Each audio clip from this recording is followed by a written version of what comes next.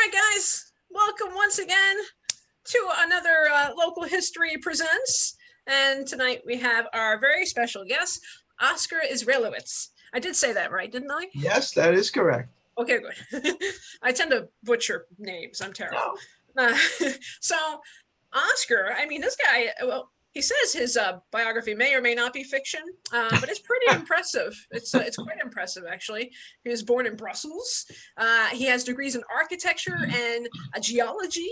He's traveled all over the world, all over the United States, Canada, Africa, Israel. He is an architectural consultant by profession and is registered in the Register of Engineers and Architects in Israel. That's pretty cool.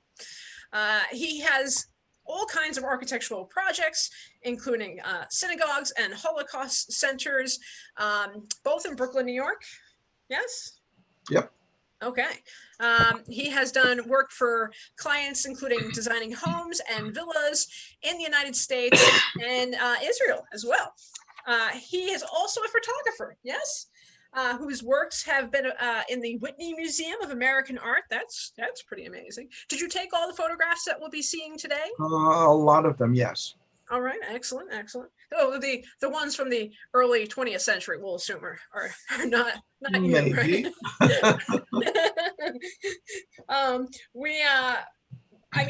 My goodness, this biography goes on quite a long ways. He's also been on TV, The Joe Franklin Show, NBC's First Estate Religion in Review, Ruth Jacobs' Jewish Home Show. I mean, he's just been all over the place, and he does tours of the Lower East Side and Ellis Island. I mean, to go on one of your tours is probably fascinating. So I think I covered most of the That's crazy, just the tip of the iceberg. That's just the tip. I think we'll be here a while. Okay. But I got 3 days. Oh my. So we're going to let you take away, Oscar Israelowitz. Thank you for that wonderful introduction. My name is Oscar Israelowitz. I'm going to start off about myself, how I got into this project of subways of New York City. It all started when I was in school, in architecture school at the Cooper Union School of Architecture in 1972. I had an art class where we had to make designs using color aid paper. My eyes became so sensitized to these colors of all different variations and tones. So when I went home from school in the subways, my eyes like, whoa, where did all these colors, mosaics and terracotta and everything just lit up. It was like a whole other world. Then I also had another teacher at Cooper Union who just happened to be the Whitney Museum of American Art director, and his name was David Uper. So he suggested that instead of me writing a term paper, we do a project, a photographic exhibit of the subway mosaics of the New York City subways. And we ultimately had an exhibit called Watch the Closing Doors, Mosaics of the New York City Subways. And there's a really nice article that I found of this exhibit. It's in a website called Curbed New York, that's C-U-R-B-E-D, New York. And it's dated July 23rd, 2016. It's called Secrets of the New York City Subways, Explores History and Artwork of Every New York City Station. So basically it was a review of the history of this book, how we got going on it. And so anyway, that exhibit traveled throughout the city, was at the Brooklyn Museum, and it ultimately, part of it is now in the Transit Museum of New York. That was when they opened it up first in 1976. I've written a whole bunch of books on the subways. One is called Guide to the New York City Subways. Another is called the New York City Subways in Vintage Photographs. And our latest book, which you see here, is called Secrets of the New York City Subways, and written by me, Oscar Israelowitz. We're going to start now with the history of the first subways. Before there was a subway in New York City, there was plenty of mass transit. There were trolleys and streetcars. No, back, please. We didn't say next yet. We're not there yet. Soon, in a couple of minutes. Thank you. There was something called a 2nd Avenue L, a 3rd Avenue L, 6th Avenue L, and a 9th Avenue L. So there was a lot of stuff going on in terms of transit. On March 11th, 1888, New York City witnessed one of its most severe blizzards in history. It snowed for 2.5 days, a total of 55 inches, almost like last year's snowstorm. So New York, mass transit was completely frozen. Nothing was moving. So it was then decided to build New York City's first subway. The first subway was started in 1900, and it opened 4 years later on October 27, 1904. It ran from the City Hall station up Lafayette Street. It went to Park Avenue South, and at 42nd Street, it went west and went all the way to Broadway, and then it turned north along Broadway and traveled up to 145th Street. So that was the first subway line. It was later extended up Broadway to Riverdale in the Bronx, and another branch was going under Central Park to Lenox Avenue in Harlem and ended up in the Bronx Park in the Bronx. It was called, the first subways of New York was called the Interborough Rapid Transit, or the IRT. And now, in order to lure or entice people to go into this new subway, which was down, you had to go down the stairs, underground, in the dark, in the filth and disgusting slime of New York's underworld, if you will. It was almost like stepping into hell. So they had the best artists and architects design artworks in 1904. One of the architectural firms was called Hines and Lafarge. They designed a masterpiece of the station. Next, please. The City Hall station. Next, please.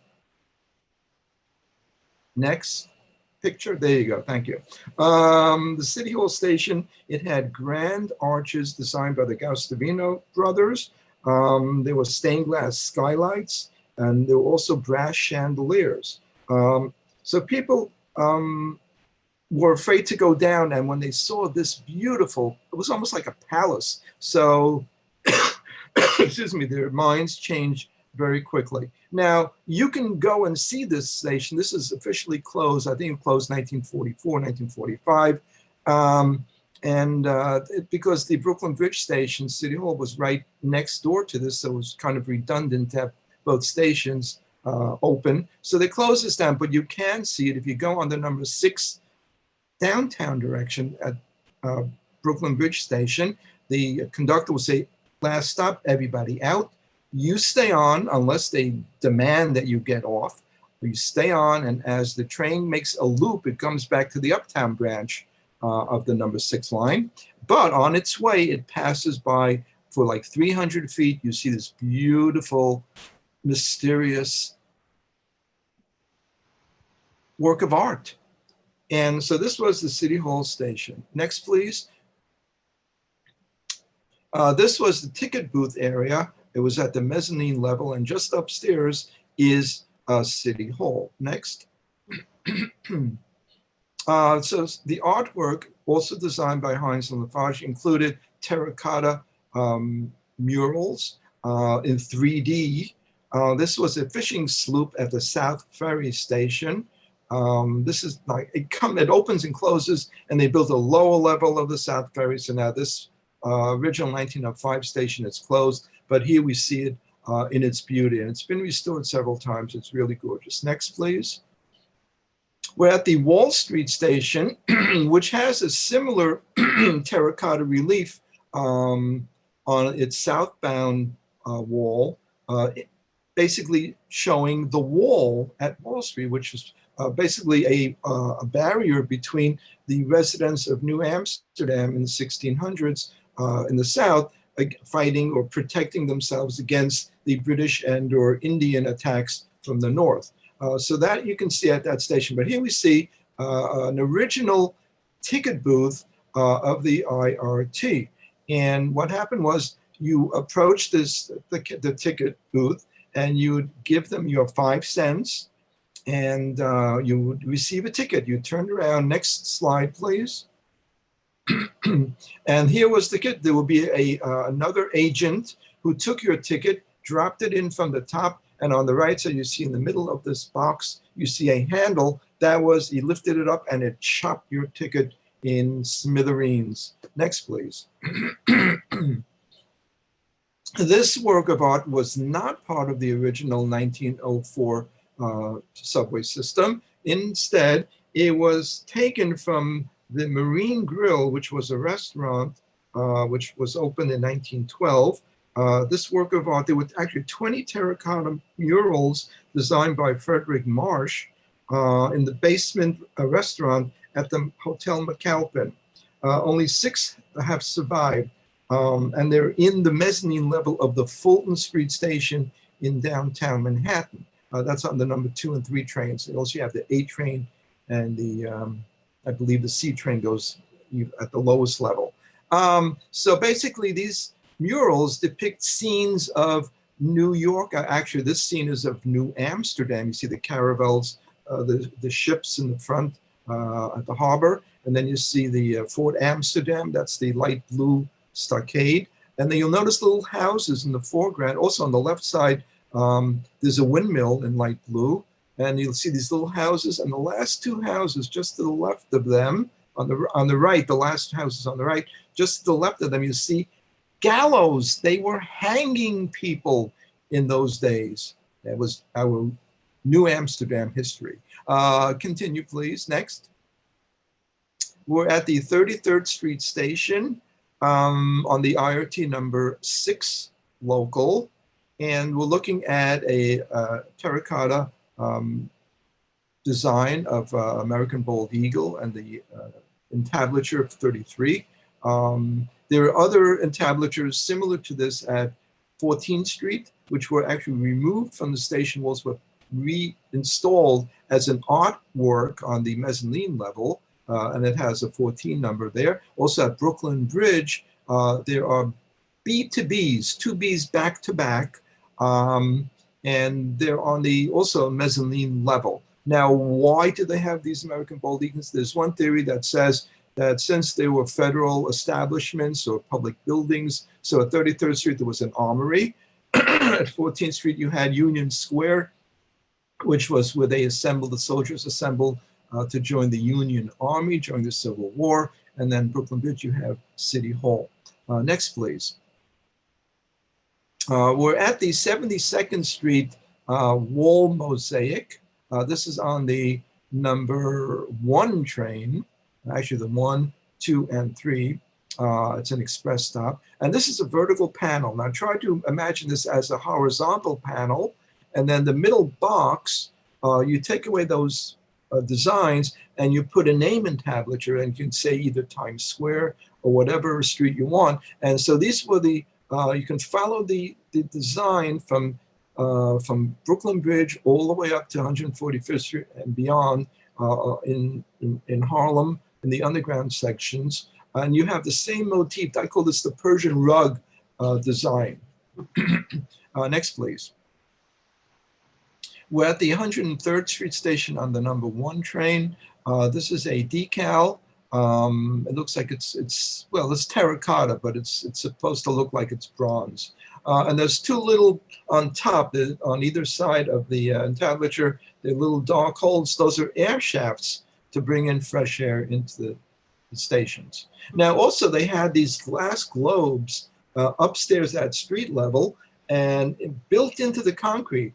And you would have natural light pouring into the stations. But ultimately, the rain started pouring in because they weren't designed so well. So over the years, the concrete eroded, if you will, and the waters came gushing, so they replaced all of those glass globes with solid concrete or metal gratings. Continue, please. Next. Interesting station. We're now at 125th Street on the number 1 train. Now, in back of us, the last station would be 116th Street, Columbia University. Morningside Heights, high up. Further up, the next station in the distance is 137th Street, Hamilton Heights, high up. In between, you have a valley. Now, this valley was created by a geologic fault. And basically, the bottom of the ground just dropped down. And so they had to maintain a basic horizontal plane for the railroad for the trains, for the number 1 train upstairs. So they basically, it was high at 116th Street, high at 137th Street, and low at 125th. So they created this beautiful viaduct, which is now a National Historic Landmark. So it's really beautiful up there. And actually, the Fairway, the old Fairway store, I think it's still there at 125th Street and the Hudson River, just beyond on the left. Next, please. Now we spoke about the original artist and terracotta mostly, but nowadays, over the last 20 years or so, the MTA, Metropolitan Transit Authority, hired artists to portray their works of art in the subway system. So they wanted to enhance the stations away from the original lines of the IRT, and they wanted to bring beauty and color and life into the old stations. So now try to imagine an artist who's looking to present his work in a gallery, let's say in Soho or Madison Avenue or wherever. So usually if they get a commission, they put it in a gallery for a week, a month, or whatever it takes. And this way they have their presentation to the world just for a limited time. But in this situation, these artists were hired to present a work of art which will be seen 24 hours a day, 7 days a week, or as long as the subway is open, as per what we saw what happened during the pandemic, where they close the subways overnight. But otherwise, the artwork is there all the time. And everybody and anybody can enjoy these works of art. So it's kind of a fun, it's an ego trip for the artist. Now, this artist, hold on one second, let me get the name. His name was, it's called Magic Realism by Philippe Galindo, and it's at the 231st Street station in Kingsbridge, just south of Riverdale on the number 1 train. Now, this artist must have been on some kind of drug, possibly. I know artists like to take, well, they sniff paint and turpentine, and so they get, crazy, but it's good stuff. Look, on the right side, you have a flying carriage being pulled by a flying horse. And then you have a pink train going over an imaginary viaduct over, let's say, the Harlem River. There is no viaduct there. There's a steel bridge.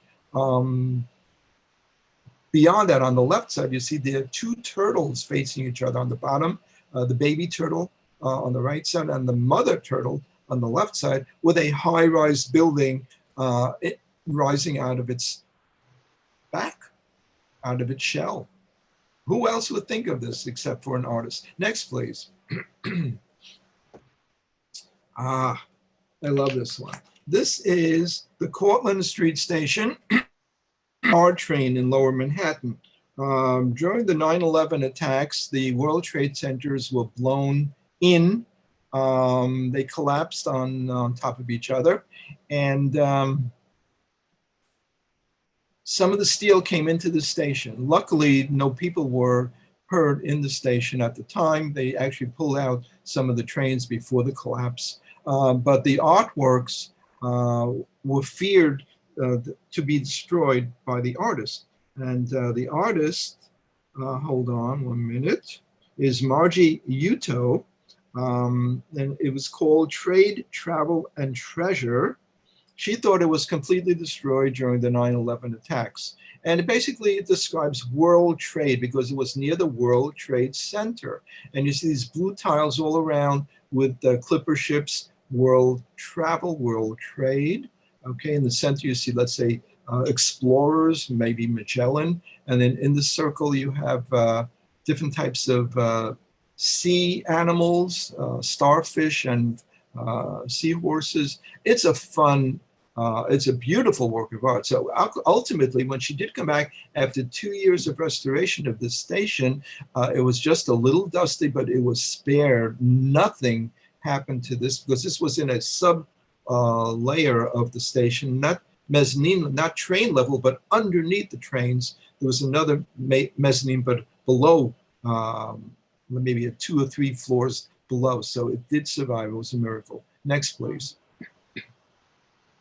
Losing My Marbles is a work by Lisa Dinhofer.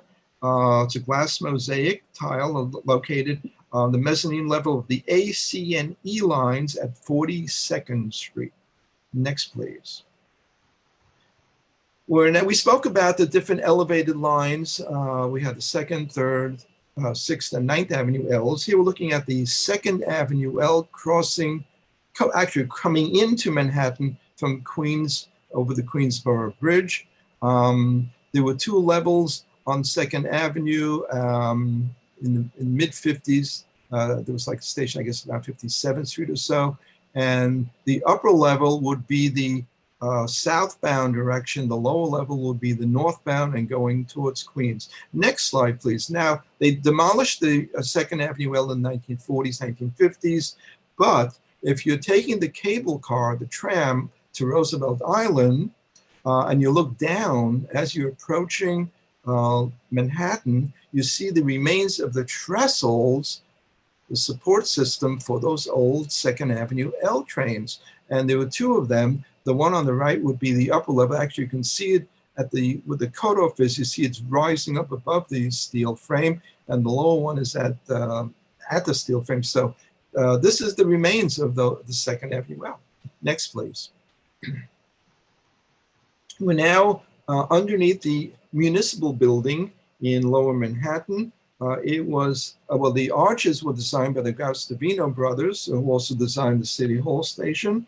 They also designed the ceilings at the Oyster Bar in Grand Central Terminal, the main arrivals hall on Ellis Island, and a ceiling in the Cathedral of St. John the Divine in Morningside Heights. The Municipal building was designed in 1913 by the architectural firm of McKim, Mead, and White. The architects also designed the structural columns down into a 5-story basement, which holds the Chambers Street subway station for the J and Z trains. It was a grand station. There were 3 platforms and 5 sets of tracks.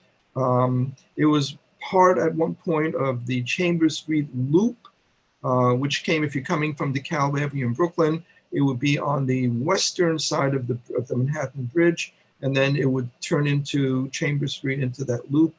Today, well, yeah, it gets complicated. There were also actually plans on turning the Chambers Street station with a connecting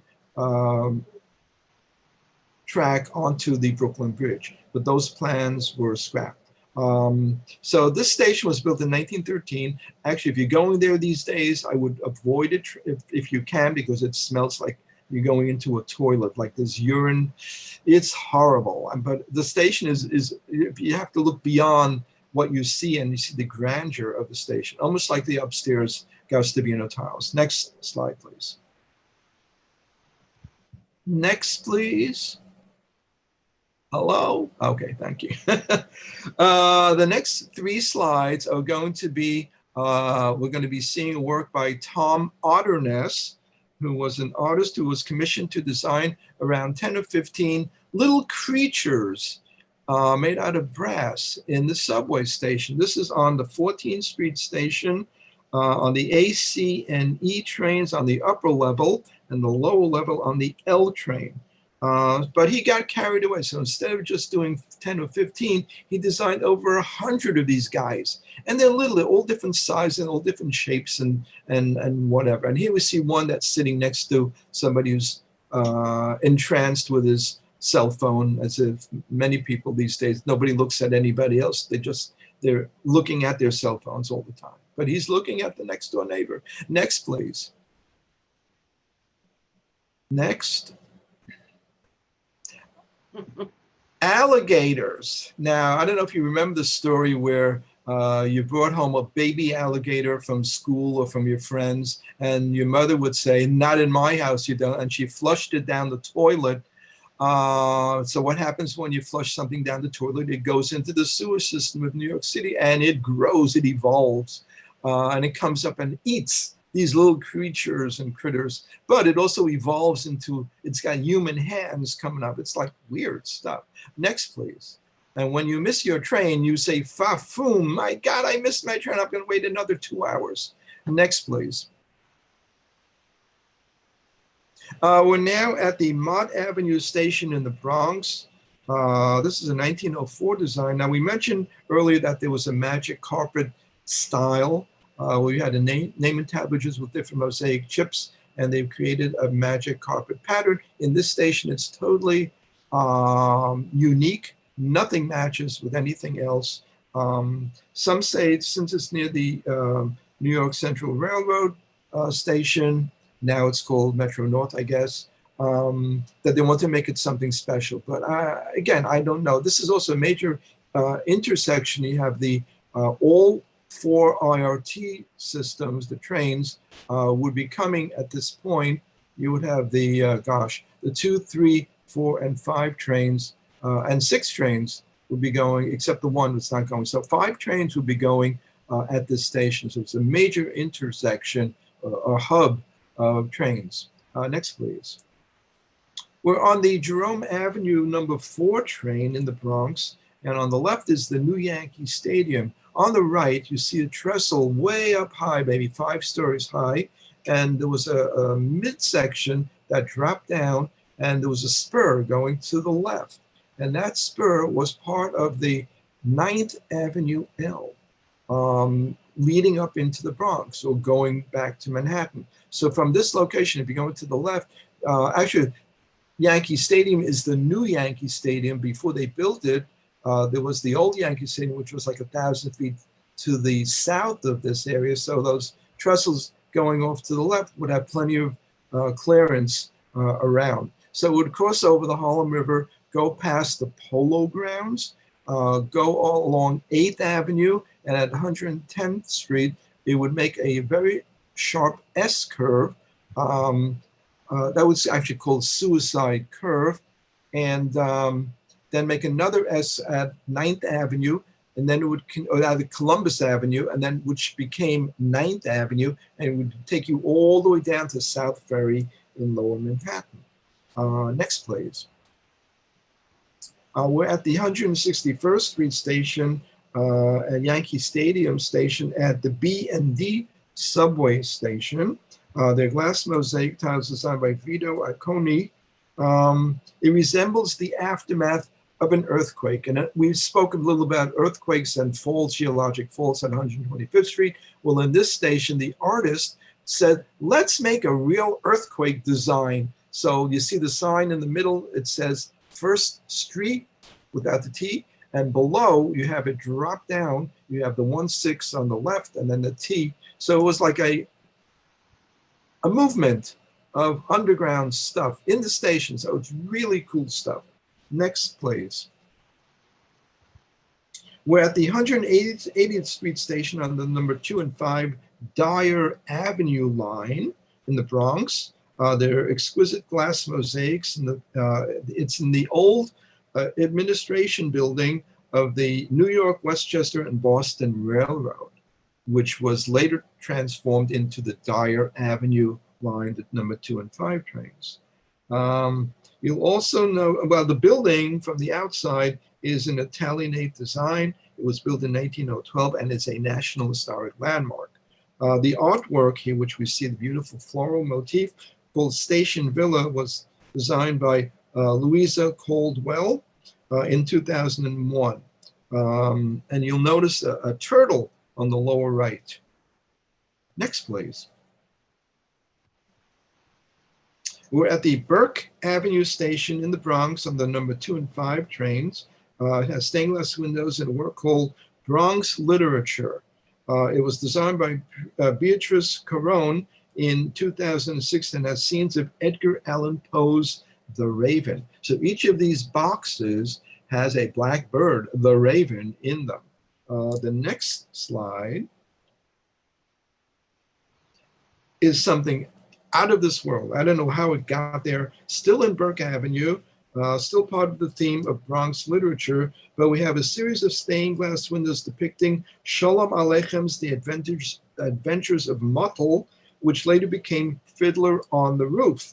Shalom Aleichem was known as the Jewish Mark Twain and lived in the Bronx at 968 Kelly Street near the Intervale Avenue station. Next, please.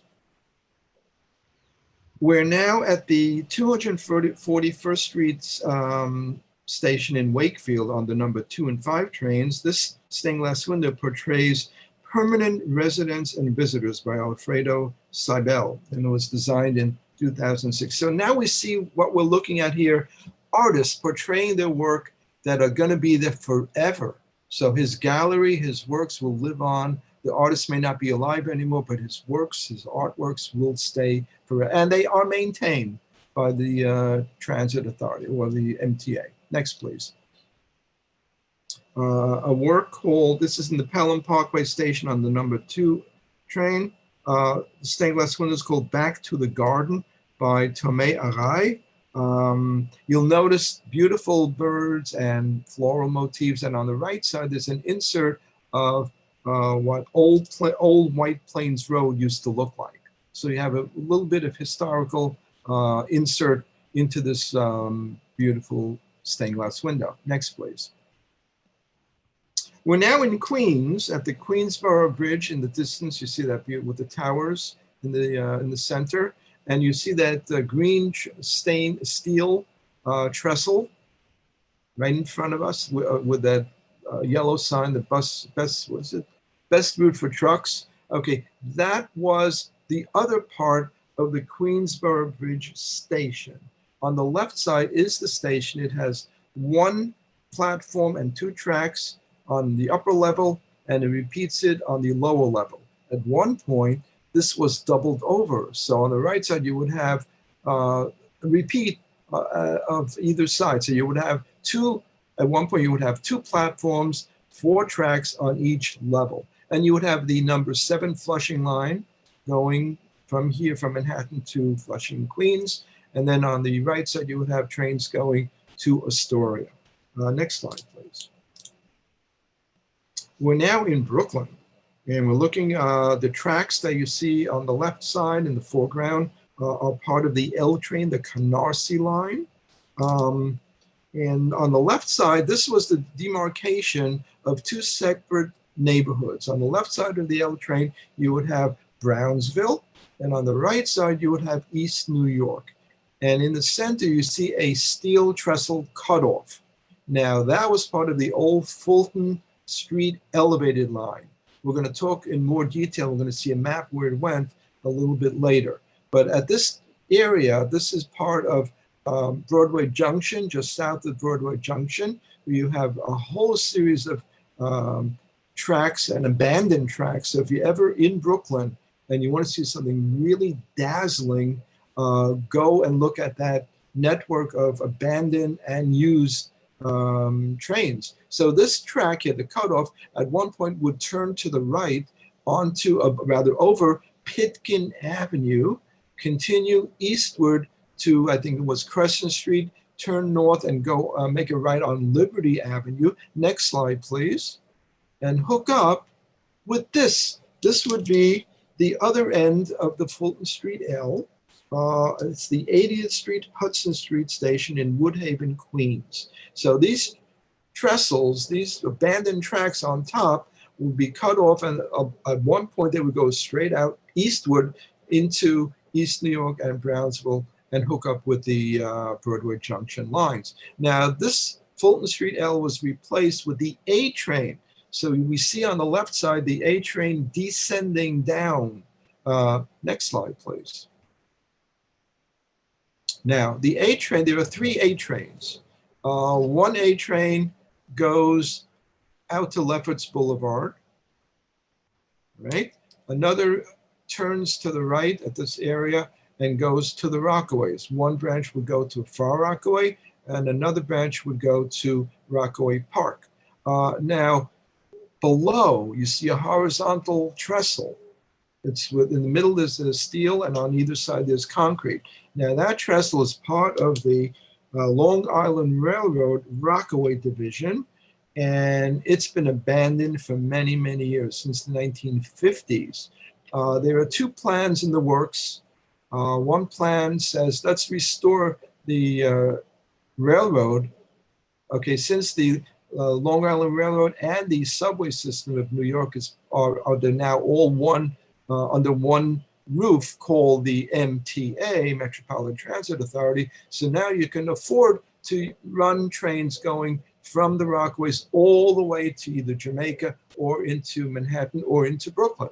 So that's one theory. Another theory says, no, let's keep it natural. Let's turn this into a hiking trail similar to the High Line in Manhattan, which incorporated the old elevated New York Central freight lines and transformed them into a beautiful walkway and linear park. So these are the two battles that are going on, and nothing is happening in the meantime. It's basically frozen as is. It's abandoned at this point. Next slide, please. So here we see, next please, the Rockaway lines going south.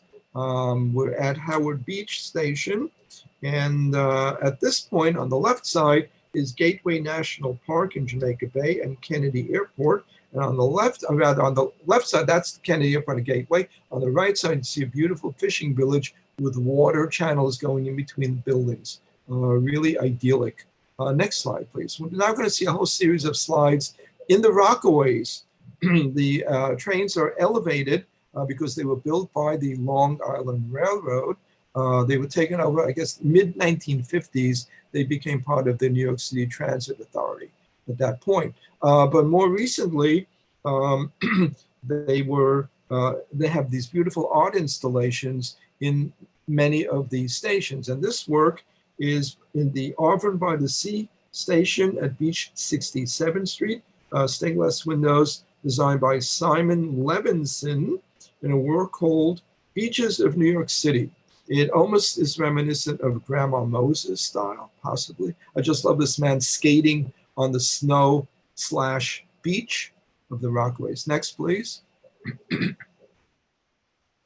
And here we see a work by Duke Riley called Be Good or Be Gone. It was done in 2011. It portrays a fishing village of bygone years. And you notice the buildings are set on top of piers. It's kind of cool. This was created in 2011. Next, please. Another same artist, and this is on Beach 98th Street. It has basically maritime seagulls and flags used on the boats. Next. Next, please. Okay. Beach 105th Street at Seaside, there's a really gorgeous work by Kali Hirsch called Vass. Portrays a jellyfish with its head on the right side and its tentacles scattered on the left side. Next, please. A haunting work called 5 Points of Observation by Kathleen McCarthy, created in 1990 in the Woodhaven Boulevard station on the J and Z trains. It basically has a large mask that protrudes beyond the station windscreen. You can actually step inside this and look down at Woodhaven Boulevard. It's really haunting. Next, please. Welcome to Brooklyn. We're looking at the first station from the IRT, built in 1908. And here we see the terracotta BH or HB Borough Hall with a 3D design of in terracotta. Next, please. We're now at the Atlantic Avenue ticket booth. It was a whole building. It was actually called a head house. And there were several of these freestanding buildings on the IRT system. There was one at Bowling Green, one here at Atlantic Avenue, another at 72nd Street, which is still there. And also the one at Bowling Green is still there. And there used to be one at 116th Street at Columbia University, but that one is gone. Now, this is opposite the Barclays Center. There was a man who was the president of the IRT. It was a private line. And his name was August Belmont. And he was a banker, a millionaire in his day. And he owned the Belmont Hotel, which was on Park Avenue near Grand Central. And he would have a special car, a railroad car, specially designed for his own personal use, private car. and it would have a bed, it would have a sofa, it would have a kitchen, it would have a bathroom, it would have an office, all in his own private car. So he would go down at the Belmont Hotel, hook up with the IRT original line going down Park Avenue South at 42nd Street, going past the Brooklyn Bridge Station South, Bowling Green, Borough Hall in Brooklyn. And when he got to Atlantic Avenue, interesting stuff happened. The Long Island Railroad Terminal is on the same level as the IRT tracks. So the tracks are lined up. So he would have a switch and go from the IRT tracks onto the Long Island Railroad system with his own private car. The car was called the Mineola. And it's been lost, and then they found it. I think it's in Branford, Connecticut. It's in some kind of trolley museum, but it's not been restored. They're thinking of it, but it's like it may happen in the future one day. And then he would take this car along the Long Island Railroad out to Belmont Racetrack. So you got Belmont Hotel, Belmont Mineola track car, the railroad car, and then you have Belmont Racetrack, all Belmont, Belmont, Belmont. Why not? He had the money. Next, please. This map of 1924 BMT, Brooklyn Manhattan Transit, kind of interesting. The red lines represent elevated trains. So let's look at a couple of them. On the upper left-hand corner, we have something in Manhattan called Park Row Station. Brooklyn Bridge. I hope you can see that. I don't have a pointer. On the upper left is it.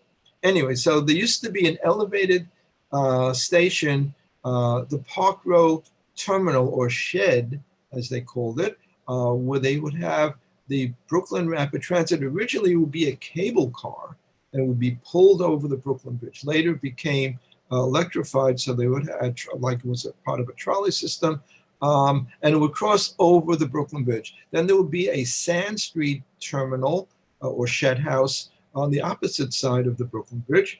And then all kinds of things happened there. There would be a spur going to the Myrtle Avenue L. There was a Lexington Avenue L as well. There was a Fulton Street L. There was a Fifth Avenue L. That the Fifth Avenue L actually is going straight up and down in the dead center of this map. If you see Prospect Park, just to the left of that. And then when you got to 36th Street, that Fifth Avenue L went in two separate directions. One to the left along the 3rd Avenue L in Brooklyn to 65th Street. And to the right, it would go towards 9th Avenue and would become part of the Gravesend Culver line, today's F train. And then was also a spur for the West End line. But we're going to concentrate now on the Park Row Station, way back in the beginning, on the upper left-hand corner, and follow it to Brooklyn Bridge. And then you take it down to Fulton Street, going upwards a little bit. And then you see in the middle of the map, it says Franklin Avenue. And then it turns downward to Dean Street, Park Place, Botanic Garden, Prospect Park. Next slide, please.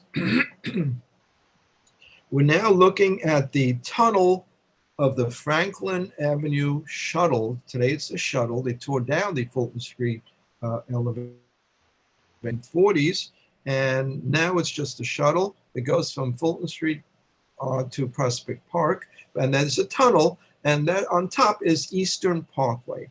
And the Botanic Garden would be just behind us on the left side. Now, I'm going to read a little bit from my book, which describes a very haunting scene.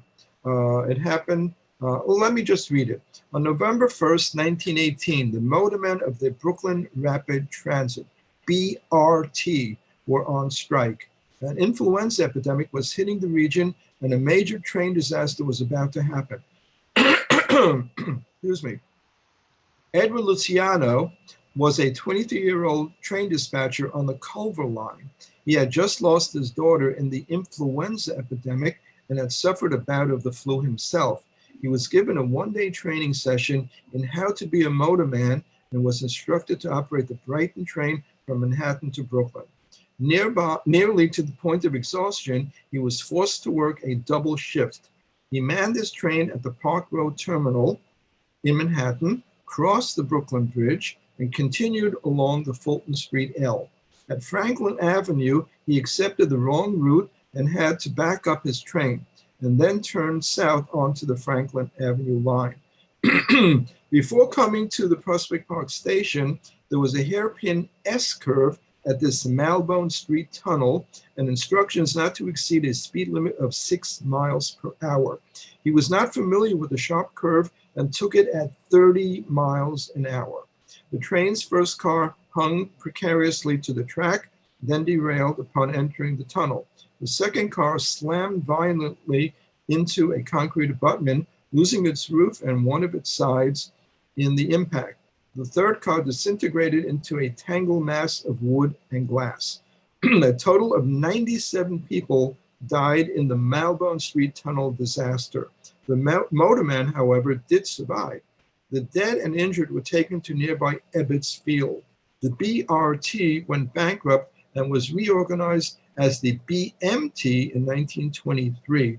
A law banning the use of wood frame passenger cars and all underground rail lines in New York City was introduced. Malbone Street was renamed Empire Boulevard after this tragedy. However, there's still a small segment of Malbone Street west of New York Avenue, opposite the old police station of the 71st Precinct. Next slide, please. We're now looking at the actual Malbone Street tunnel. We're looking at the layoff track basically, and the two cars for the Franklin Shuttle. This is on the southbound side of the Brighton line at Prospect Park Station. Just in the distance in the back, that tunnel turned to the right and was that Malbone Street tunnel that we spoke about just a moment ago. Next slide, please. We're now at the Avenue H station on the Q train of the Brighton Beach line. It was opened in 1905 as a real estate office in the Fisk Terrace section. It was later converted into a railroad ticket office. This was also part of the Long Island Railroad of Brooklyn. Next, please. And here we see in front of that building, actually, these are metal rocking chairs, which were designed by Edward Coppell in 2012, and the work is called Brooklyn Bucolic. Now, if you want to go there and sit and rock on these chairs, it ain't going to happen. Those chairs are welded into position. They're not going to move. Sorry. Next, please. We're at the Gravesend Neck Road station on the Brighton train.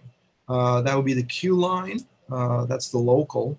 And the B train is the express. On the left side, you see the station. There are 4 tracks, 2 local tracks on the Q train, 2 center tracks for the express, the B train. At one point, there were 2 additional tracks on the east side of that station. You see the concrete abutment with a set of concrete stairs. So those tracks would be part of the Manhattan Beach, the Long Island Railroad Manhattan Beach Division. So these tracks would go down to Manhattan Beach. There was a spur just south of this station, Gravesend Neck Road, and there was a train yard, which was at grade. And there was also a continuation of that. One track would take you to the old Sheepshead Bay racetrack. Next slide, please. Here we see an aerial view. In the dead center, you'll see a star. That is the Gravesend Neck Road station. And just below that, south of that, you see a spur going off. And there's a train yard to the right of that. And then you see a spur going off to the right and a very large oval. That was the old Sheepshead Bay Jockey Club or racetrack. And you also see the street grid when they stopped races in 1911 officially for horses. And then they toured all the actual racetrack is located at Bedford Avenue near Avenue X. Next, please. Next slide, please. Okay, we got something interesting here. On the right side is Greenwood Cemetery. Greenwood, there's a hyphen between the green and the wood. That's Brooklyn for you. But there's a line at the diagonal going 45-degree on the right side, a very dark line. That's the Fifth Avenue L. And you take that down, and then it would turn off and go up to the 45-degree angle going up to the left corner. That would be part of the Third Avenue L, which went off to 65th Street. Now, the Fifth Avenue L would turn off after Gravesend, after the Greenwood Cemetery, rather, and there would be a train yard to the lower right side, and cross the train yard and come down into a major intersection, interlock near 9th Avenue. Next slide, please. And here we see that interlocking. So upstairs was the Fifth Avenue L and a train storage area for the Fifth Avenue elevated line. And those two ramps coming down, either you can go straight on the, let's say the right ramp going straight, and you're on the upper level. That would be the D train, the West End line. So that would be on the right, first track on the right, then skip to the fourth track rather, would be on the upper level, and the sixth track would be on the upper level. That would all be part of the West End line. There were three tracks going down. There was another station at 9th Avenue down below, and that would be part of the Culver line, which ultimately would go under, or rather over, McDonald Avenue / Gravesend Avenue. That would be the F train. So next, please. Where we spoke about the first subway line, the IRT, Interborough Rapid Transit, which was a private line, the BRT, Brooklyn Rapid Transit, which became Brooklyn Manhattan Transit, BMT, in 1923. That was also a private line. And in 1932, 1933, the city of New York built its own subway line, the Independent, the IND lines. We're now at the 4th Avenue station, and we're looking at a beautiful Art Deco trestle. The details are exquisite. And I actually took this photograph. I had to get the lighting just right from behind that sunset, really, really in dark background. Anyway, so this, actually, there are no fancy original decorative artworks in the IND system. It's basically horizontal banding, different colors. I think 2 or 3 color bands per station. And then the name and tablet, you would have a few different colors, but that was it. No fancy schmancy mosaic motifs, no 3D terracotta design. More recently, they're adding color stained glass windows and things, but beyond that, it was very bland architecturally. Again, that was the modern Art Deco style, doing away with all the frazzle of the earlier designs. Next slide, please. We're now in East New York, and we're looking at the Sutter Avenue station on the L train. This work is called Habitat for the Yellow Bird, designed by Tomayo Noda in 2007. It depicts butterflies and flowers. Next slide, please. This is part of a sequence. They're two together. Again, this is also, you see the rainbow on the right side, and the train, and the elevated train. This is on the L train, Canarsie line. Next, please. Next, okay. We're looking at a couple of stations. This is the Grand Army Plaza station on the number 2 and 3 trains in Brooklyn. Work designed by Jane Greengold, called Wings for the IRT, The Irresistible Romance of Travel, designed in 1995. This design represents, or resembles, I should say, the logo of an Arno Press book from 1904, How to Build the First Subway of New York. It's a great book. If you have a copy of it, it's got really beautiful photographs of the engines and the transformers and how to build the system. But in those, the logo, the original logo would have the LV, the low V trains with the lanterns, with the horns on top. And here we see a rendition in this station, Grand Army Plaza, of a more modern IRT train. Next slide, please.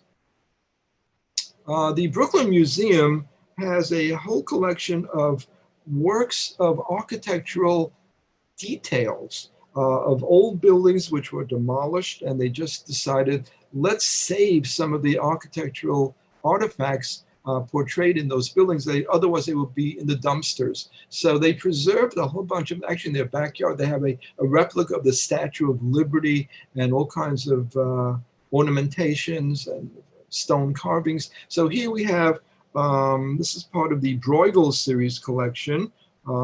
It's right next to this is the Eastern Parkway station on the number 2 and 3 trains at the mezzanine level. The work was designed by Pat Steyer in 1994. Next, please.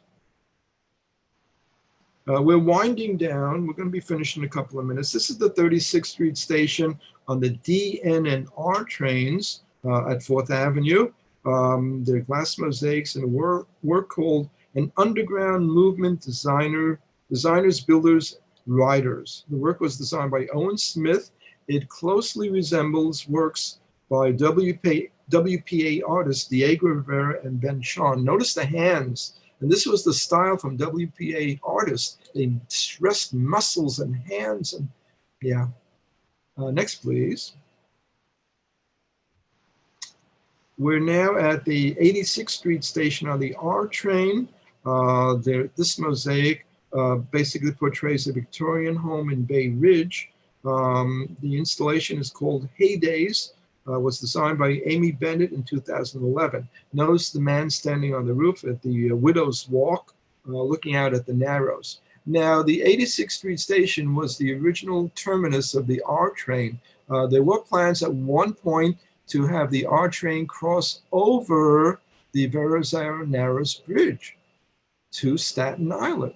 But those plans were nixed by, they were nixed. Next, please. Last slide of the program. The Tottenville section of a station in Staten Island. The Staten Island Railroad, SIR, was originally called the CERT, Staten Island Rapid Transit. It was originally built in the 1860s by Cornelius Vanderbilt, who owned the Baltimore and Ohio Railroad, used a B&O engines, passenger, and freight cars on the Staten Island lines.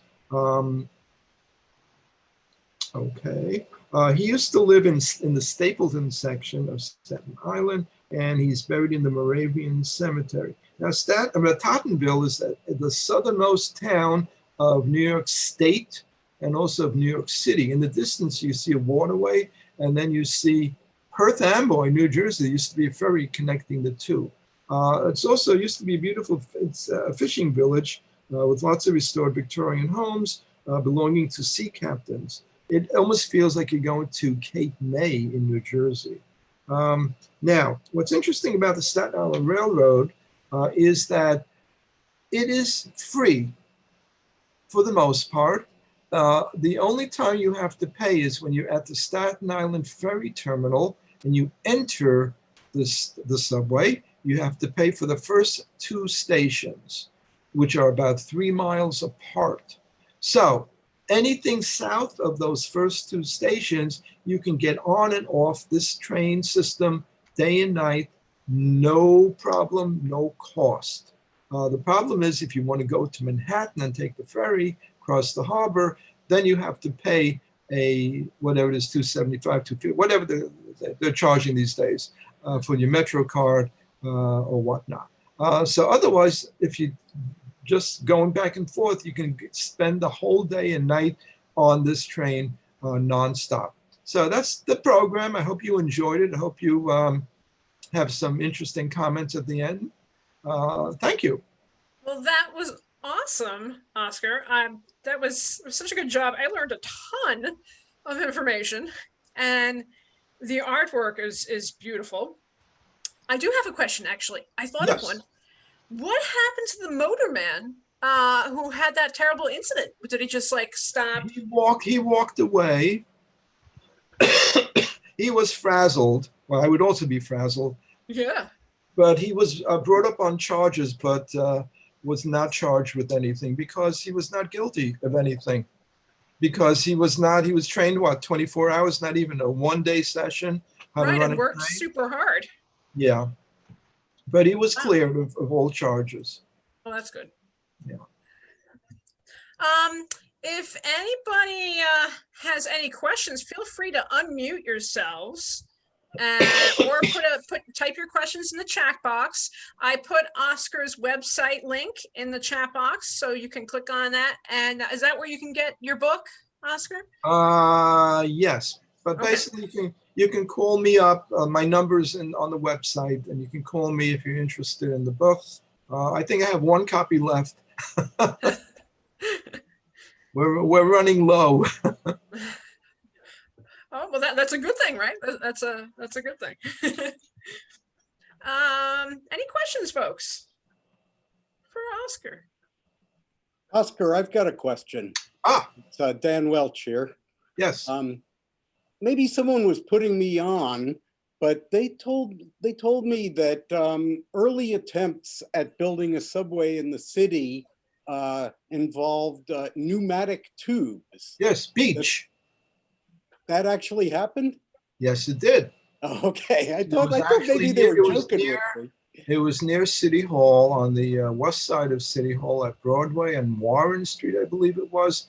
It was a pneumatic tube, and he's the guy who was he basically published Scientific American, and he was also an inventor. So he invented this tunnel where he had this beautiful subway car, and it would suck the air out of the tunnel and blow it back in, and that's how it went back and forth.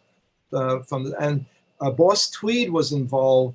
Actually, it was done in secret, in private, like they would smuggle out the dirt and throw it onto the trolley tracks, whatever. And it's a whole history. It's really fascinating. But that was in the 1860s, I believe. But they were going to make the whole system of subways with pneumatic tubes. They did have that with the post office. They have a whole series of it's all over town. But they wanted to make a subway system, and Boss Tweed said, "Well, we'll let them live, for a little bit, for a day or two, a week, or whatever." And then they closed it. And then they were digging the City Hall station, and they found the artifact, the original train.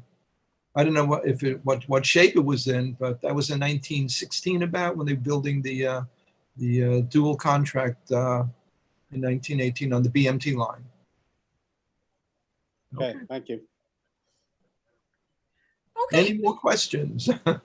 Any other questions for Oscar, guys? It's a quiet crowd. That's good. There was so much to take in. There was so much information there. But there's a lot more information in the book. This is just the tip of as I mentioned, the tip of the iceberg. Sure. And also the book has, it goes station by station, like it's a guidebook. It will tell you what is upstairs or downstairs. If you're on an elevated line, it'll tell you historical buildings and things to do, things to see all over the city. Now, you mentioned someone had done like a WPA inspired mural. Are there actual WPA murals in these?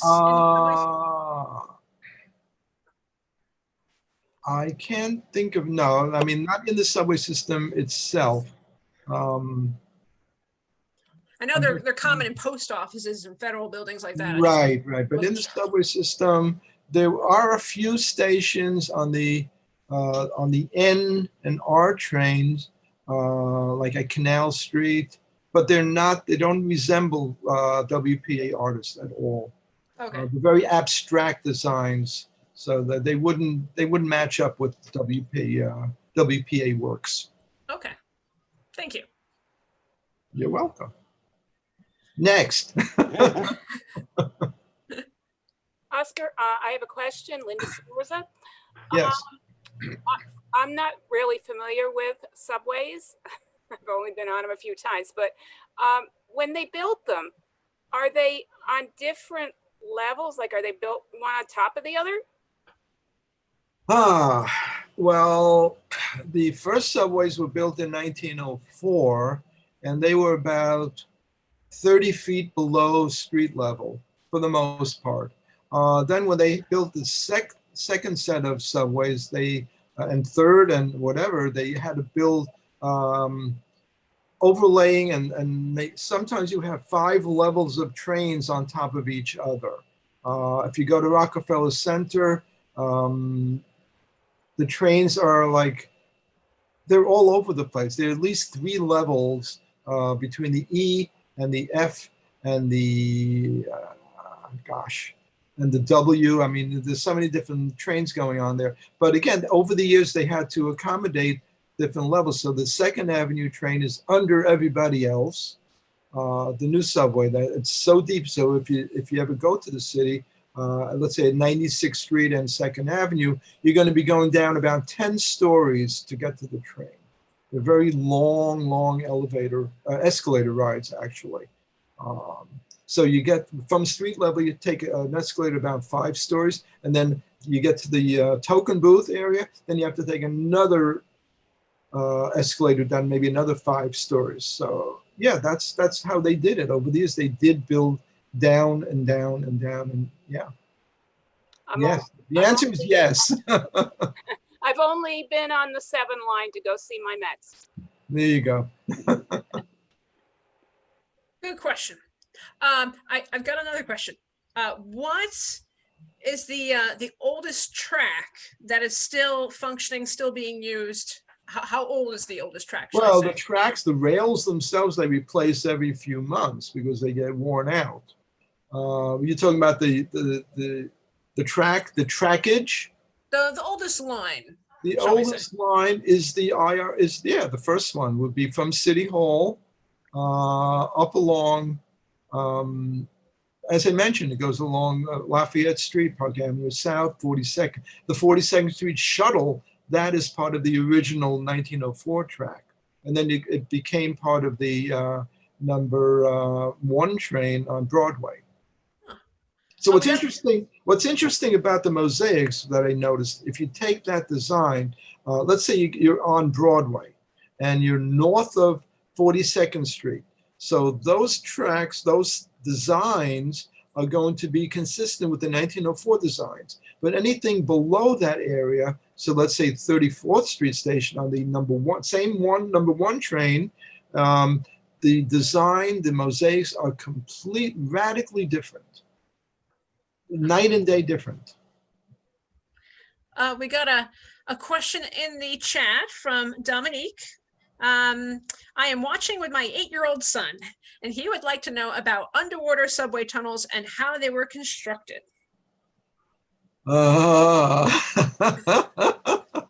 That's a loaded question.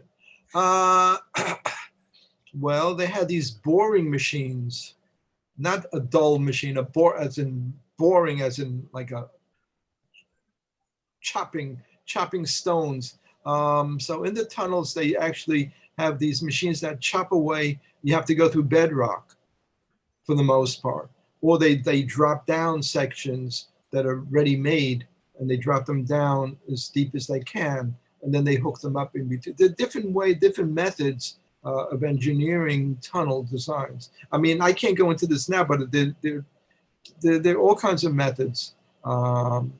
It's very hard to describe this like in 1 minute. Okay. I hope that helps. I think I know what machine you're talking about. I think I've seen it. It's a big round machine and it just chops away. It turns, right? Does it turn? But that's today. Years ago, they would have pickaxes and have these. Did they use dynamite? They did use dynamite, and they lost a lot of people doing that. Yeah. Yeah. It was not a lot of people died building the subways, and it was not an easy task. But the first subway system, the IRT, was built in 4 years, which is amazing. The whole, like 9.1 miles, or 11 miles, whatever the original mileage was, they built it in 4 years. Nowadays, it would take them 14 years or 40 years to build. Well, certainly with labor laws that are now in place. Yes. Okay. Well, the comments in the chats are thank you, very educational, thank you, love the Thank you. presentation. Yeah, this is fascinating. I now next time I actually go down to the city and hop on a subway, I'm gonna appreciate it a lot more. All right. You have to know what subway lines to take also. Because as I mentioned, the IND trains, the lettered car, the lettered trains, the A, B, C, whatever, are very bland and very boring. But the older trains, the BMTs and the IRT lines, except they don't use those now, they use the numbered lines. So those original ones have a lot of beautiful artwork in them. Oh, Lori has put up a link to a JSTOR article on, let's see, above links, the sand dogs who built the New York subway. So that's a JSTOR article. So that should be very. It was dirty work. Yeah. Very dirty work. Well, And very unsafe. It was very unsafe. Yeah, I don't. I'm good being a historian. I rarely get my hands dirty other than dusty old books. Just the dusty books. That's how you get. That's it. You have to wear the white gloves. Yeah. Well, thank you so much, Oscar. This was so great. Pleasure. Thank you for having me. Oh yeah. One of these days I'm gonna have to head down to the city and go on. So I'm planning on doing an interesting Zoom program called The Geology of New York City, dealing with the glaciers coming down to New York from Wisconsin 10,000 years ago. And they're remnants all over in all 5 boroughs and beyond. So that's in the works. Well, the glaciers makes me think, let's do it in the wintertime. Okay, I'm cool. All right. Excellent. Thank you everybody for showing up. We had 60 was the max turnout. Very nice. Excellent. Thank you everybody for coming out. And any last remarks? No, we're good. Okay. Thank you guys. Thank you, Oscar. Thank you. Fabulous. Have a good night. You too. Okay, I'm leaving. Okay. Officially. Okay, bye-bye. Take care. Bye.